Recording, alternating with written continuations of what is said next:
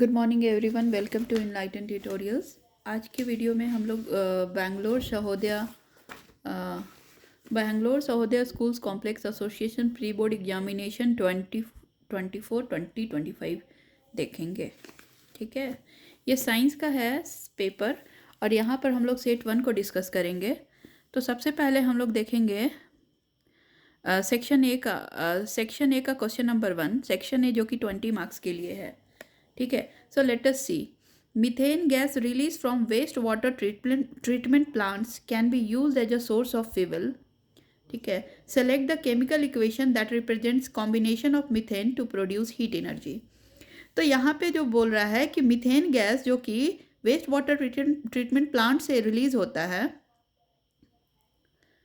ठीक है, सो उसको हम लोग फ्यूल की तरह यूज़ करते हैं। ठीक है, सो आप फ्यूल की तरह जब रिलीज़ करेंगे ना, यूज़ करेंगे, तो आपको केमिकल इक्वेशन बताना है कि कैसे मीथेन गैस बर्न होता है, मतलब कंबशन कैसे होता है मीथेन गैस का, to give the heat energy. तो यहाँ पे 4 ऑप्शन दिए गए हैं, CH4 plus CO2 plus oxygen के 2 मॉलिक्यूल्स प्लस वाटर के 2 molecules, again 2O2 plus 2H2O plus CO2 plus CH4। ठीक है, third one, this is C.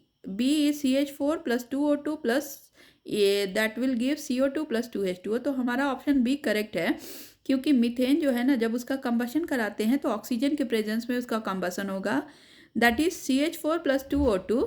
ये हमें मिलेगा carbon dioxide plus water, 2 molecules of water. ठीक है, तो फर्स्ट क्वेश्चन का हमारा ऑप्शन नंबर बी करेक्ट होगा। Methane plus oxygen present in the air will combine together to give carbon dioxide and 2 molecules of water को। ये हमारा balance chemical reaction है। अब देखो, कार्बन के 1 है एटम, यहाँ भी 1 है, हाइड्रोजन के 2 मॉलिक्यूल्स हैं। ठीक है, यहाँ पे हाइड्रोजन के 4 है, यहाँ पे भी, यहाँ पे 2 लिखेंगे तो 2 to the 4 हाइड्रोजन के भी 4 मॉलिक्यूल हो गए, और 4 आइटम ऑफ हाइड्रोजन है, यहाँ भी 4 आइटम ऑफ हाइड्रोजन है, यहाँ पे भी 4 है ऑक्सीजन के, यहाँ भी ऑक्सीजन के 2 यहाँ पे और 2 यहाँ पे, that is 4। Now see question number 2। Solid calcium oxide reacts vigorously with water to form calcium hydroxide accompanied by liberation of heat। ठीक है, तो this process is called slaking of lime. तो देखिए, कैल्शियम ऑक्साइड जो होता है ना, वो सॉलिड फॉर्म में है। अगर आप उसको वाटर में डाल दोगे ना, तो वो इतना विगोरस रिएक्शन होगा और उसमें lots of heat energy release होता है। ठीक है, तो कभी भी देखते होगे पहले के समय में कैल्शियम ऑक्साइड जो है ना, जिसको हम लोग बोलते थे क्विक लाइम, उसको पानी में डालकर रात में छोड़ दिया जाता था और वहाँ पे होता था एक्सोथर्मिक रिएक्शन, बहुत सारा हीट एनर्जी निकलता था। तो बकेट जो यूज़ करते थे ना उसको डालने के लिए, वो हमेशा किसी मेटल्स का यूज़ करते थे, जैसे कि आयरन का बकेट हो गया, ताकि जो रिएक्शन हो उसमें काफ़ी हीट एनर्जी रिलीज होता है। तो प्लास्टिक के डब्बे में उसको नहीं डाला जाता था। तो वही यहाँ पे लिखा है कि सॉलिड कैल्शियम ऑक्साइड को पानी में जब डालते हैं ना, तो विगोरस रिएक्शन होता है और बहुत सारा हीट रिलीज होता है, और इसी प्रोसेस को हम लोग बोलते हैं slaking of lime. Slaking of lime मतलब लाइम को वाटर में मिलाना, that is CaOH2, that is called slaked lime. ठीक है, ठीक है, और calcium hydroxide dissolves in water to form a solution called lime water, which among the following is true about slaking of lime. तो आपको slaking of lime के बारे में बताना है कि कौन सा रिएक्शन सही है। तो देखो, it is an endothermic reaction, ये हमारा रॉन्ग होगा, क्योंकि इसमें हीट रिलीज होता है, हीट एब्जॉर्ब नहीं होता है। तो it is an exothermic reaction, ये हमारा करेक्ट होगा। And third option is the pH of resulting solution will be more than 7। तो देखो, किसी भी सॉल्यूशन का अगर pH 7 से ऊपर है, 7 के ऊपर है, मतलब वो सॉल्यूशन बेसिक है। और हमारा कैल्शियम है ना, कैल्शियम ऑक्साइड, ये क्या है, this is basic in nature. ठीक है, तो कैल्शियम ऑक्साइड को, जब calcium oxide is basic in nature, तो जब आप उसको पानी में डालोगे कैल्शियम ऑक्साइड को, तो सॉल्यूशन भी बेसिक इन नेचर होगा। और बेसिक सॉल्यूशन का नेचर है कि वो टर्न रेड लिटमस को ब्लू में टर्न करता है। तो यहाँ पे हमारा ऑप्शन 2 और 3 करेक्ट होगा, दैट इज सेकेंड का हमारा ऑप्शन बी करेक्ट होगा। नाउ क्वेश्चन नंबर 3 देखेंगे। In the structure of cyclohexane, cyclohexane मतलब क्या, हेक्सेन बनाना है पर वो साइक्लिक हेक्सेन होना चाहिए, मतलब उसके सारे बॉन्ड जुड़े रहेंगे एक दूसरे से। ठीक है, तो साइक्लोहेक्सेन को पहले हम यहाँ पे ड्रॉ करके हमने ड्रॉ किया है। देखो कार्बन के 6 मॉलिक्यूल्स है, 1 2 3 4 5 6, और ये 6 मॉलिक्यूल्स जो कार्बन के हैं ना वो दो दो हाइड्रोजन से जुड़े हैं। यहाँ पे कार्बन के 2, यहाँ पे 2, यहाँ पे अगेन 2, यहाँ पे 2, और यहाँ पे 2, यहाँ पे 2। तो यहाँ पूछ रहा है 6 single bonds, 4 double bonds and 2 triple bonds. तो देखो यहाँ पे हेक्सेन है, एन आ रहा है, मतलब ये अल्केन ग्रुप का है। तो अल्केन ग्रुप में कभी भी डबल और ट्रिपल बॉन्ड नहीं होता है, ठीक है। ये सैचुरेटेड हाइड्रोकार्बन है और हमेशा सिंगल सिंगल बॉन्ड बनेगा। कार्बन कार्बन के बीच में भी सिंगल सिंगल, और कार्बन हाइड्रोजन के बॉन्ड में भी बीच में भी सिंगल बॉन्ड। तो 6 single bonds, 4 double bonds, 2 triple bonds, this is wrong. 6 single bond, 2 double bond, 1 triple bond, this is also wrong. 8 single bond and 5 double bond, ये भी गलत। हमारा ऑप्शन हो जाएगा 18 सिंगल बॉन्ड्स। आप बॉन्ड को काउंट कर लो। देखो कार्बन का पहले बॉन्ड काउंट करो। कार्बन का 1 2 3 4 5 6, 6 कार्बन है तो 6 बॉन्ड बना। अब हाइड्रोजन का काउंट करो, 6 plus 2, 6 plus 2 7 8 9 10 11 12 13 14 15 16 17 18, so 18 single bonds only. This answer will be correct. Option number D हो जाएगा थर्ड क्वेश्चन का। नाउ नेक्स्ट क्वेश्चन देखेंगे हम लोग, क्वेश्चन नंबर 4। यहाँ पे आप क्वेश्चन देखिए, match column 1 and column 2 and select the correct option using the given codes. तो आपको कॉलम ए और कॉलम फर्स्ट और कॉलम सेकंड को मैच करना है। तो देखो अ metal that forms amphoteric oxides. तो एम्फोटेरिक ऑक्साइड्स वो होते हैं जो एसिड्स और बेस दोनों के साथ रिएक्ट कर सकते हैं। अगर वो एसिड के साथ रिएक्ट करेंगे तो बेस की तरह एक्ट करेंगे और बनेगा सॉल्ट प्लस वाटर। अगर वो बेस से रिएक्ट कर रहा है तो एसिड की तरह काम करेगा और फिर भी सॉल्ट और वाटर ही बनेगा। तो कौन से ऐसे मेटल है जो एम्फोटेरिक ऑक्साइड्स है? तो हमें पता है कि aluminium and zinc are the metals which forms amphoteric oxides. Okay, so हमारा ए का ऑप्शन नंबर 3 करेक्ट हो जाएगा। Second, a metal which melt when kept on our palm. तो कौन सा ऐसा मेटल है जिसको आप अपने पाम पे रखोगे ना तो वो मेल्ट हो जाएगा? तो इसका आंसर है हमारा गैलियम, फर्स्ट वन। तो गैलियम है ना, उसका मेल्टिंग पॉइंट इतना कम होता है कि जब वो अपने हाथ पे रखोगे ना तो आपके बॉडी टेम्परेचर पे भी वो मेल्ट हो जाएगा, ठीक है। तो ऑप्शन बी का हमारा ए हो जाए फर्स्ट हो जाएगा। Option C, a metal that reacts with nitric acid.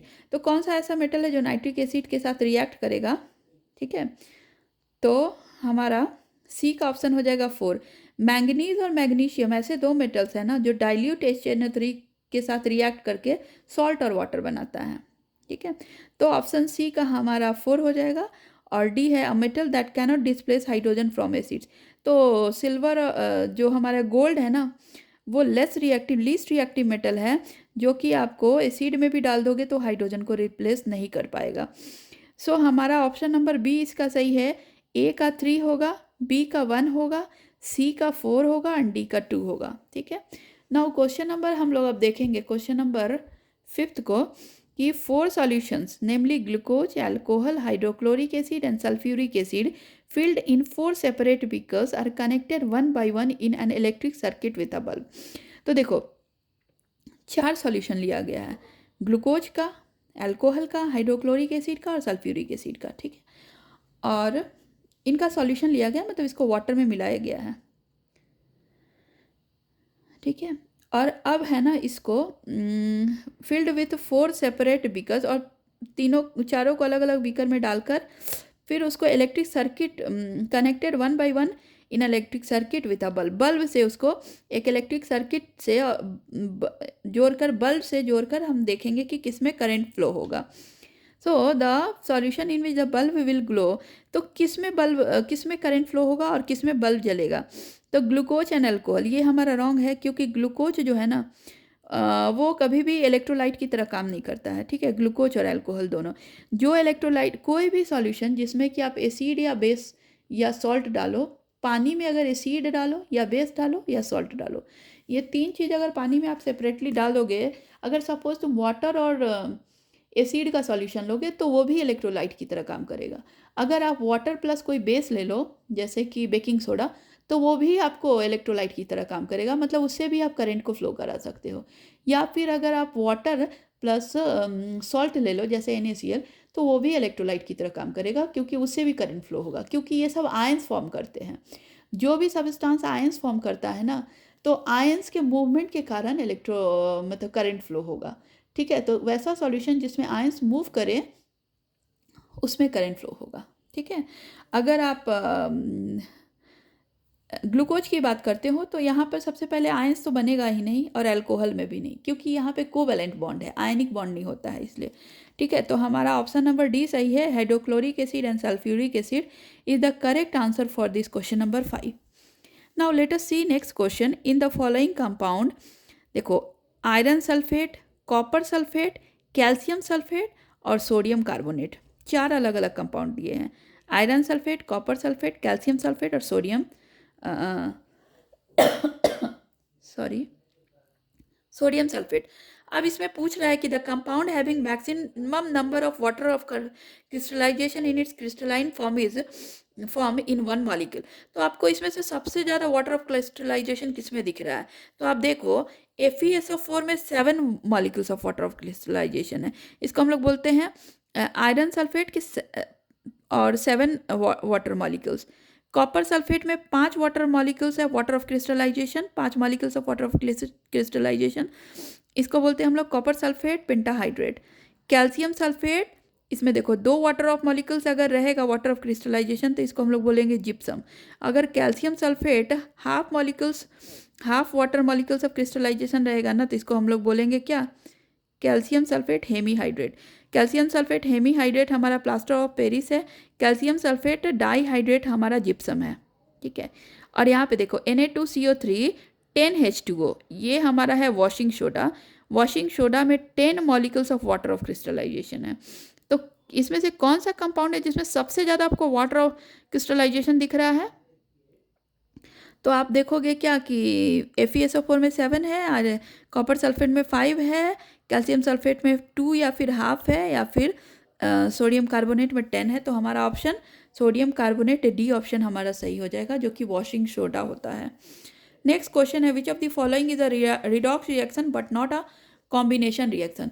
तो देखो रिडॉक्स रिएक्शन ऐसे रिएक्शन होते हैं जिसमें ऑक्सीडेशन और रिडक्शन दोनों होता है, और कॉम्बिनेशन रिएक्शन ऐसे रिएक्शन होते हैं जिसमें कि 2 रिएक्टेंट्स कंबाइन होकर एक प्रोडक्ट बनाता है।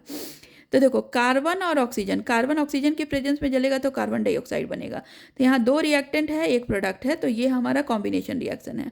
Mg+O2 2MgO, मैग्नीशियम को जलाओगे ऑक्सीजन के प्रेजेंस में तो MgO बनेगा, ये भी हमारा कॉम्बिनेशन रिएक्शन है। हाइड्रोजन प्लस ऑक्सीजन को जोड़ेंगे तो वाटर बनेगा, ये भी हमारा कॉम्बिनेशन है। लेकिन यहाँ देखो Fe2O3, ठीक है, प्लस 3CO, तो Fe2O3 और CO है, तो देखो यहाँ पे Fe से जो ऑक्सीजन है ना वो चला जाएगा, मतलब आयरन जो है ना यहाँ रिड्यूस हो जाएगा। Removal of oxygen is called reduction. तो Fe2O3 से ऑक्सीजन चला गया, मतलब Fe2O3 का रिडक्शन हुआ और यहाँ पे बना आयरन। वहीं अगर कार्बन मोनोऑक्साइड में देखोगे ना तो एक ऑक्सीजन और जुड़ गया है और ये बन गया कार्बन डाइऑक्साइड। तो यहाँ कार्बन मोनोऑक्साइड का हुआ है ऑक्सीडेशन, क्योंकि ऑक्सीजन के एक और एटम जुड़े हैं, और Fe2O3 का हुआ है यहाँ रिडक्शन, जो कि ऑक्सीजन यहाँ से हट गया और बन गया Fe। तो ये हमारा हो जाएगा रिडॉक्स रिएक्शन। रिडॉक्स रिएक्शन मतलब वैसे रिएक्शन जिसमें ऑक्सीडेशन और रिडक्शन दोनों हो रहा है। क्वेश्चन नंबर 8 देखेंगे। The figure given below shows a schematic plan of blood circulation in humans. With levels 1 to 4, identify the correct level with its function. तो देखो पल्मोनरी वेन का क्या काम है? यहाँ पे देखो वेना केवा से ब्लड आएगा, राइट ऑरिकल में जाएगा, राइट ऑरिकल से जाएगा राइट वेंट्रिकल में, राइट वेंट्रिकल से जाएगा पल्मोनरी आर्टरी में, और पल्मोनरी आर्टरी के थ्रू वो जाएगा लंग्स में, लंग्स के से वो आएगा पल्मोनरी वेन में, पल्मोनरी वेन से ऑक्सीजनेटेड ब्लड आएगा लेफ्ट ऑरिकल में, लेफ्ट ऑरिकल से वो जाएगा लेफ्ट वेंट्रिकल में, लेफ्ट वेंट्रिकल से जाएगा एओर्टा में, एओर्टा से पूरे बॉडी में चला जाएगा ब्लड। तो यही होता है सर्कुलेशन। अब देखो ब्लड सर्कुलेशन ऐसे ही होता है। Pulmonary vein takes impure blood from body part. ये कैसे हो जाएगा? पल्मोनरी वेन तो प्योर ब्लड लेके आता है लंग्स से हार्ट में, ऑप्शन 1 गलत। Pulmonary artery take blood from lung to heart. तो पल्मोनरी आर्टरी जो है ना वो takes blood from lungs to heart, heart से लंग्स में लाएगा, लंग्स टू हार्ट में लाएगा। तो पल्मोनरी वेन का ये काम है कि ब्लड को लंग से हार्ट में लाना, ना कि पल्मोनरी आर्टरी का। Aorta takes blood from heart to different body parts. ठीक है, और हमारा लास्ट है vena cava takes blood from body parts to right auricle. तो वेना केवा जो है ना डिफरेंट बॉडी पार्ट से राइट ऑरिकल में ब्लड लेकर आता है। तो ऑप्शन 4 हमारा सही है, दैट इज ऑप्शन डी। ये विजुअली इम्पेयर्ड के लिए है। हम लोग नेक्स्ट क्वेश्चन देखेंगे। Question number 9, if a tall P plant is crossed with a pure if a tall pea plant is crossed with a pure dwarf pea plant, then what percentage of F1 and F2 generation respectively be tall? तो सबसे पहले हम इसको cross करा कर देखेंगे। तो आप यहाँ पे देख सकते हैं,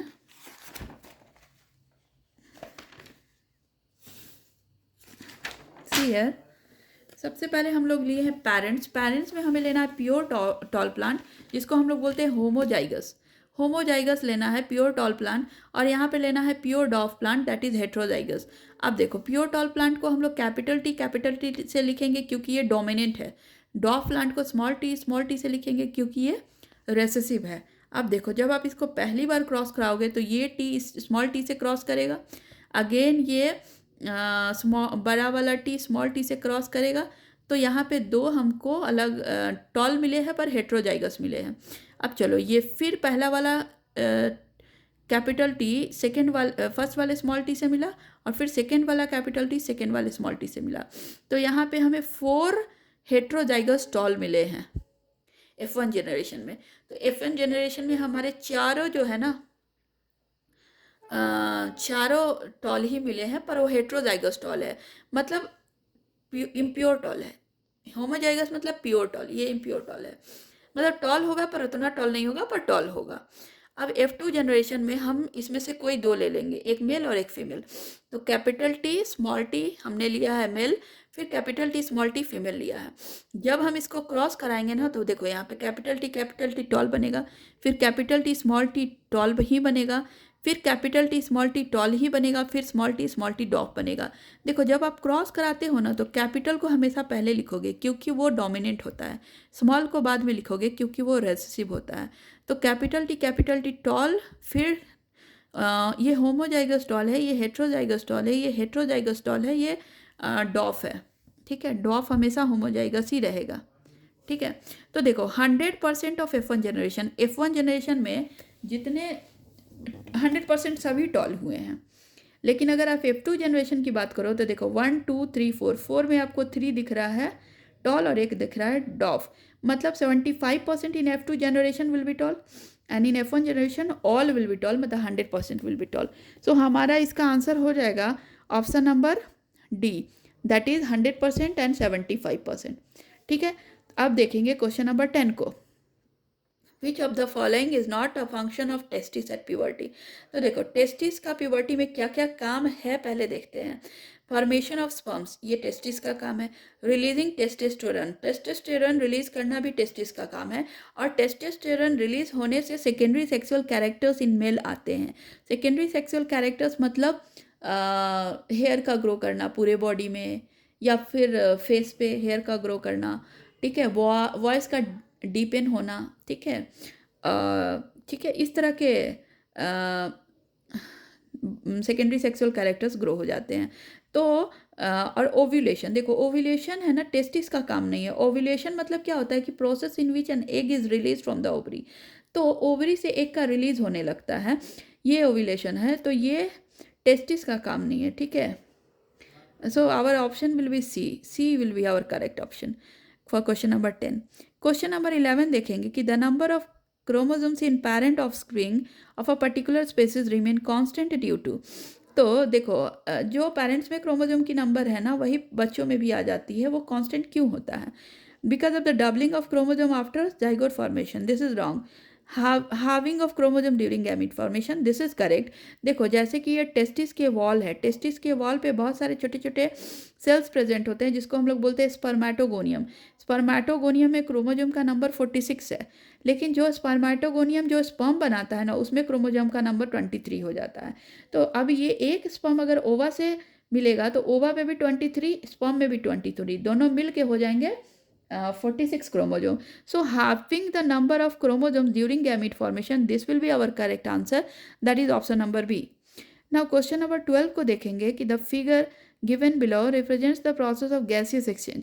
तो नीचे दिया हुआ जो फिगर ये अमीबा का फिगर है और इसमें आपको दिखाया जा रहा है कि कैसे गैसियस एक्सचेंज होता है अमीबा में।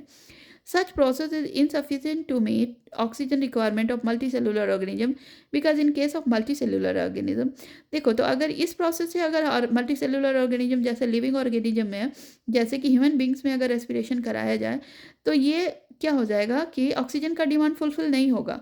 क्यों? क्योंकि all the cells may not be direct contact with the surrounding environment. हाँ, क्योंकि हमारे जितने भी सेल्स है वो डायरेक्ट कॉन्टैक्ट में नहीं है सराउंडिंग्स के। सपोज हमारे हाथ के सेल्स तो कांटेक्ट में हैं, पर हमारे ब्लड वाले सेल्स तो डायरेक्ट कांटेक्ट में नहीं है इन्वायरमेंट के, सराउंडिंग के। इसलिए हमारा इस क्वेश्चन का आंसर ऑप्शन नंबर सी होगा कि all the cells may not be in direct contact with the surroundings. ठीक है।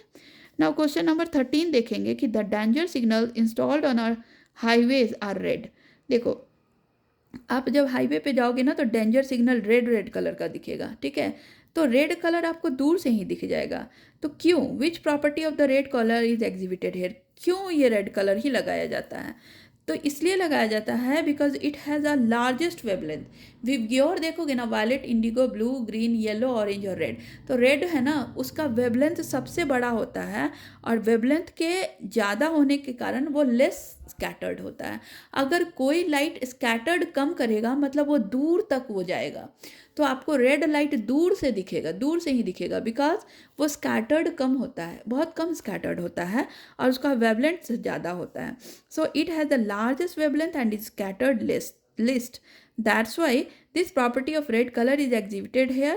That's why red color is used as a danger signal installed on the highways are red. ठीक है, so option number C हो जाएगा question number 13 का। Now question number 14 देखेंगे कि study the given रे diagrams and select the correct statement from the following.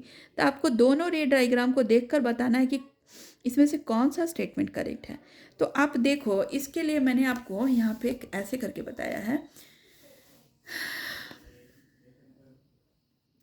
ठीक है, देखो यहाँ पे मैंने ड्रॉ किया है ये फर्स्ट वाला। ठीक है, तो फर्स्ट वाला में आप देखो एक कॉन्वेक्स लेंस लिया गया है और इस कॉन्वेक्स लेंस से जब इन्फिनिटी से लाइट आ रहा है तो वो कन्वर्ज हो रहा है फोकस पे। यहाँ पर भी देखो फोकस पे वो कन्वर्ज हो रहा है, फोकल लेंथ 20 cm है और यहाँ पे एक स्क्रीन है, तो स्क्रीन पे आपको इसका इमेज दिखेगा। ठीक है, तो यहाँ पे अगर मैं एक स्क्रीन लगा दूंगी तो मुझे यहाँ पे इसका इमेज दिखेगा। तो ये डेफिनेटली एक कॉन्वेक्स लेंस ही होना चाहिए। क्वेश्चन नंबर जो इसका ये सेकंड वाला जो फिगर है, इसमें आप देखो कि रे ऑफ लाइट अगेन इन्फिनिटी से आ रहा है, पर वो फिर से फोकस पे जाके क्या हो रहा है, मिल रहा है। तो इन्फिनिटी से अगर लाइट आएगा और फोकस में मिलेगा और वो हमेशा लेफ्ट हैंड साइड में ही मिलेगा, तो यानी फोकल लेंथ उसका नेगेटिव होगा। अगर तो फोकल लेंथ नेगेटिव होता है किसका? कॉनकेव मिरर का। ठीक है, कॉनकेव मिरर का फोकल लेंथ नेगेटिव होता है, कॉन्वेक्स लेंस का फोकल लेंथ पॉजिटिव होता है और दोनों जो है ना वो इन्फिनिटी से अगर लाइट आ रहा है तो दोनों जाकर फोकस पे ही मिलते हैं। तो इस केस में भी फोकस पे मिलेगा, इस केस में भी फोकस पे मिलेगा। ठीक है, यहाँ पे फोकल लेंथ 20 cm है, यहाँ पे फोकल लेंथ 25 cm है। ठीक है, तो हमारा इसके लिए ऑप्शन नंबर डी करेक्ट है कि device X is use as convex lens with focal length 20 cm and device Y is use as a concave mirror with focal length 25 cm। So question number 14 का option number D बिल्कुल correct होगा। Now question number 4 देखेंगे कि match the column 1 and column 2 and select the correct option using the given codes. तो आपको column 1 और column 2 को match करना है और आपको देखना है इसमें से कौन सा करेक्ट आंसर होगा। ये तो हमने कर दिया था, सॉरी। क्वेश्चन नंबर 14 के बाद क्वेश्चन नंबर 15 देखेंगे।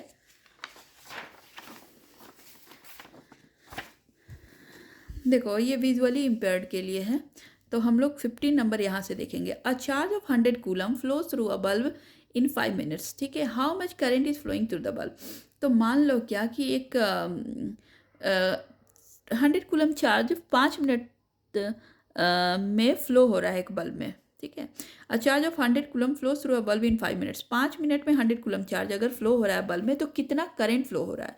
तो हमें करंट आई का फॉर्मूला पता है कि I is equal to Q by T, where Q is the charge and T is the time. तो चार्ज हमारा 100 कूलम दैट इज 100 सी दिया गया है और टाइम हमारा 5 मिनट्स दैट इज 300 सेकेंड है। 60 इंटू 5 दैट इज 300 सेकेंड है। तो 100 बाई 300 जब आप करोगे ना तो 0.3 एम्पियर हमारा क्या आ जाएगा, करंट आ जाएगा. So 0.3 ampere of current is flowing through the bulb. So option number A हमारा बिल्कुल करेक्ट होगा क्वेश्चन नंबर 15 का.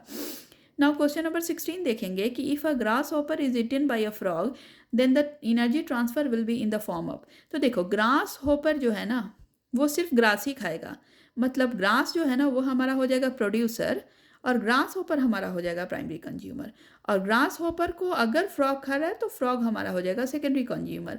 सो ऑप्शन 16 का ए बिल्कुल करेक्ट है, primary consumer and secondary consumer. Grasshopper is our primary consumer and frog is our secondary consumer. ठीक है. Now question number 17 to 20 जो है ना वो एजर्सन एंड रीजन का है. सॉरी, एजर्सन एंड रीजन का क्वेश्चन है. तो एजर्सन में पहला क्वेश्चन है 17 का, फर्स्ट 17 क्वेश्चन नंबर देखेंगे. उसके एजर्सन में लिखा गया है कि on adding dilute HCl to a test tube containing substance X, a colorless gas is produced which gives a pop sound when burning matchstick is brought near it. तो ये हमारा बिल्कुल सही है, एजर्शन हमारा इसका बिल्कुल सही है. आप यहाँ पे देख सकते हो, सी है मेटल X जो है ना उसको HCl में डालेंगे ना तो मिलेगा metal chloride plus hydrogen gas. ठीक है. तो hydrogen gas is produce which is colourless and produces a pop sound when ignited. मतलब अगर when you brought a burning mastic near it, it will produce a pop sound because of the release of hydrogen gas. So assertion is बिल्कुल correct. reason है क्या, reason है हमारा कि in this case metal X displaces by hydrogen. metal X is displaced by hydrogen. So metal X को hydrogen के द्वारा displace नहीं किया गया बल्कि metal X डिस्प्लेस किया है हाइड्रोजन को. सो हमारा ऑप्शन रीजन जो है ना वो इनकरेक्ट है. So the reason that the metal X is displaced by hydrogen gas is false. What will be the correct answer, metal X displaces hydrogen from its HCl. ठीक है. So option A is correct, R is false, that is option C हमारा बिल्कुल correct है, that is A is true and R is false. So question number 17 का option C correct होगा. ठीक है. Now question number 18 देखेंगे. देखिए यहाँ पे the testis are present outside the abdominal cavity of a body. ठीक है. टेस्टिस हमारे बॉडी के एब्डोमिनल कैविटी से, मतलब मेल के बॉडी के एब्डोमिनल कैविटी से टेस्टिस बाहर होता है. सो assertion इज बिल्कुल correct. Sperm formation requires a lower temperature than the normal body temperature. So reason is also correct and reason is the correct explanation of assertion. So option A हमारा बिल्कुल correct होगा question number 18 के लिए. ठीक है कि both assertion and reason is correct and reason is the correct explanation of assertion. ठीक है. नाउ क्वेश्चन नंबर 19 देखेंगे कि a ray of light directed towards the centre of curvature of a convex mirror after reflection reflects along the same path. तो suppose मैं एक convex, ठीक है, convex mirror मैंने ड्रॉ किया है. ठीक है. ये कॉन्वेक्स मिरर है. ठीक है. इसके राइट हैंड साइड में फोकस होगा और सेंटर ऑफ कर्वेचर भी होगा RHS में. अगर मान लो कोई रे ऑफ लाइट ऐसे आ रहा है, सेंटर ऑफ कर्वेचर से पास कर रहा है, तो सेंटर ऑफ कर्वेचर से जब वो पास करेगा ना तो इंसिडेंट रे अगर सेंटर ऑफ कर्वेचर से होगा, पास होगा, तो रिफ्लेक्टेड रे भी सेंटर ऑफ कर्वेचर से ही it will retraces the path. ठीक है. क्योंकि जब आप प्लेन मिरर की बात करते हो तो नॉर्मली अगर कोई लाइट ऑफ रे आके इंसिडेंट हो रहा है ना तो नॉर्मली ही वो रिफ्लेक्ट होगा.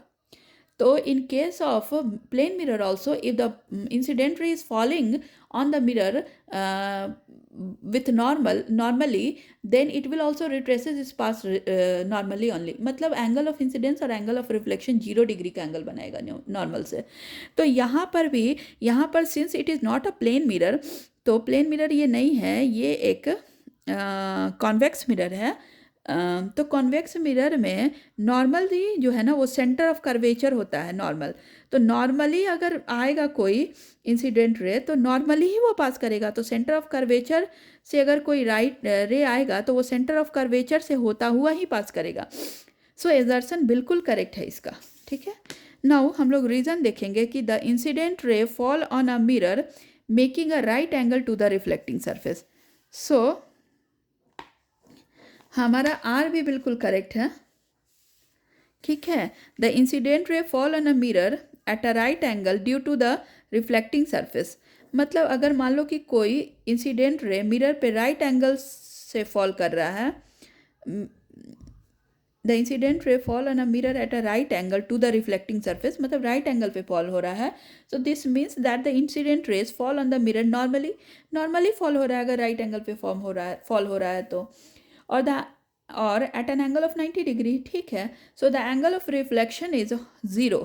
सो एंगल ऑफ रिफ्लेक्शन उस केस में 0 होगा, मतलब कि इट रिट्रेसेस इट्स पाथ, मतलब जिस एंगल से वो आ रहा है उसी एंगल से वो वापस चला जाएगा, ठीक है। तो एंगल ऑफ इंसिडेंस और एंगल ऑफ रिफ्लेक्शन दोनों 0 हो जाएगा, ठीक है। तो हमारा इस क्वेश्चन नंबर 19 के लिए भी हमारा ऑप्शन नंबर ए करेक्ट हो जाएगा कि both assertion and reason is correct and reason is the correct explanation of assertion. Now question number 20 देखेंगे कि bile is essential for digestion of lipid, ठीक है। लिपिड मतलब फैट होता है, तो फैट को डाइजेस्ट करने के लिए बाइल की ज़रूरत होती है, ये सही है। देखो एक्चुअली बाइल का काम है फैट को छोटे छोटे टुकड़ों में तोड़ना। फैट मॉलिक्यूल्स जो है ना, फैट ग्लोब्यूल्स, वो काफ़ी बड़े बड़े टुकड़े होते हैं, तो बड़े बड़े टुकड़े पे जो लिपिड डाइजेस्टिंग एंजाइम्स है वो डायरेक्टली एक्ट नहीं कर सकता है, ठीक है। लिपिड डाइजेस्टिंग एंजाइम जैसे कि लाइपेज वो डायरेक्टली आपके बड़े बड़े फैट ग्लोब्यूल्स पे काम नहीं करता है। तो बाइल का क्या काम है, बाइल जो लीवर से निकलता है गॉल ब्लैडर में जाके स्टोर हो जाता है, और गॉल ब्लैडर से वो जब जब आप फैट खाओगे तब तब वहाँ से रिलीज होगा, depending upon how much fats you are taking, ठीक है। अगर ज़्यादा फैट खा रहे हो तो फिर गॉल ब्लैडर ज़्यादा बाइल निकालेगा। तो यहाँ पे जो बाइल है ना वो bile is essential for digestion of lipid, this is correct. Bile है ना, डाइजेशन ऑफ लिपिड नहीं बोल सकते, या फिर डाइजेशन ऑफ लिपिड के लिए बाइल जरूरी है, ठीक है, क्योंकि लिपिड को वो छोटे छोटे टुकड़ों में तोड़ता है। देखो इतने बड़े बड़े फैट ग्लोब्यूल्स है, अगर इसमें बाइल डाल दोगे ना तो वो छोटे छोटे टुकड़ों में तोड़ेगा, दैट्स इट। उसका काम है छोटे छोटे टुकड़ों में तोड़ कर छोड़ देना, वो उस ठीक है, उतना ही काम है उसका। और रीजन है bile contain enzymes, bile juice does not contains enzymes, rather it will contain bile salts. तो बाइल जूस बाइल सॉल्ट्स को कंटेन करते हैं, बाइल सॉल्ट्स जो है ना वो फैट ग्लोब्यूल को छोटे छोटे टुकड़ों में तोड़ते हैं, लेकिन bile juice does not contain any enzyme. So assertion is correct and R is false.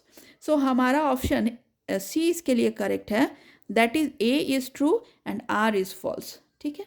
तो ये हमारा सेक्शन ए था बैंगलोर सहोदय स्कूल एग्जामिनेशन के सेट 1 का साइंस का क्वेश्चन पेपर का है, ठीक है। सेक्शन ए आज हम लोगों ने डिस्कस किया है जो 1 मार्क्स के लिए था। नेक्स्ट वीडियो में मैं सेक्शन बी लेकर आऊँगी जो कि very short answer type question है 2 मार्क्स के लिए, ठीक है। तो आप हमारे चैनल पे बने रहिए एंड कृपया प्लीज़ आप मेरे चैनल को लाइक सब्सक्राइब एंड शेयर कीजिए, क्योंकि वीडियो बनाने में मेहनत लगता है, ठीक है। अगर कुछ क्वेरी है तो आप कमेंट सेक्शन में कमेंट कर सकते हैं। Thank you so much.